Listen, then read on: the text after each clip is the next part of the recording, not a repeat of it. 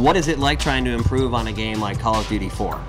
It's a hugely daunting task. There's the game exploded past our wildest expectations. Which is a curse and a blessing at the same time. There's a lot of fans out there that have supported us, for going on 2 years now. So you want to make sure you deliver to them an experience that's not disappointing in any way.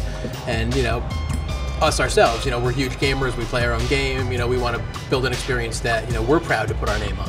So it's something that we put a lot of effort into. We took very seriously. Oh, nice. Yeah, you're on me.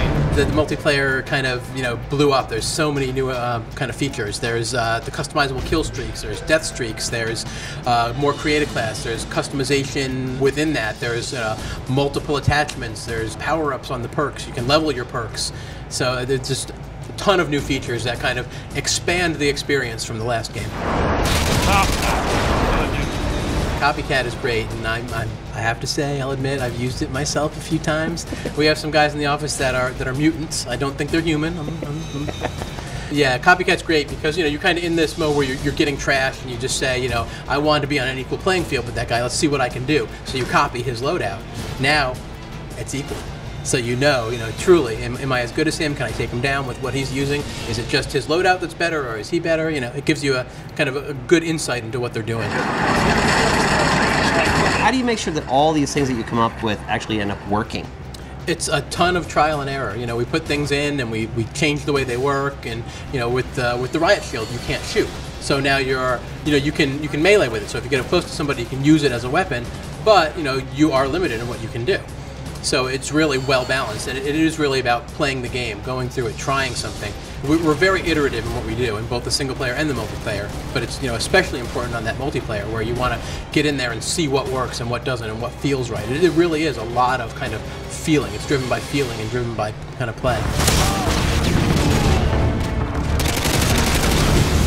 We don't put vehicles in the multiplayer. It's just not the focus of what we're trying to do. We're about that infantry combat, that smaller, close, kind of tight-knit experience where you can have good funnel points and have good flows through the map. A vehicle game, while it can be fun, it's not what we're trying to do. It changes kind of the dynamic of the game. Think you'll ever do that? Anything's possible.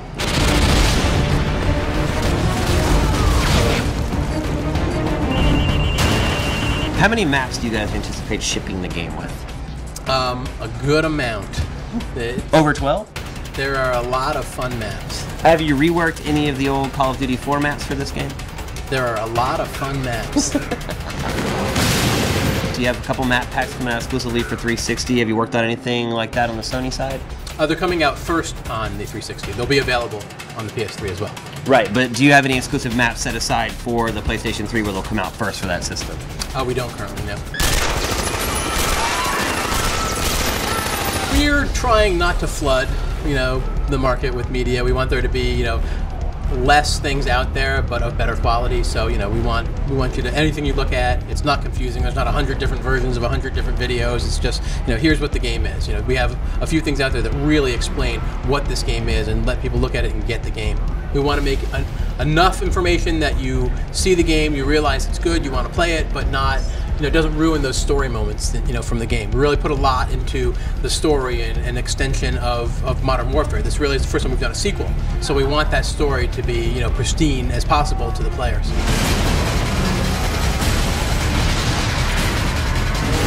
What can you tell us about the single player? The single player is great. I mean, it's a sequel to the last game, which is great. So, there's characters in it from the previous game. You'll get to expand on some of those stories. You'll see how actions from the last game really affect the world and the state of what the world is in this game. So it's a great experience. It's an interactive action movie. I mean, it's just a fun, thrilling, emotional ride. Better than Call of Duty 4 single player? It is. Yeah? It is.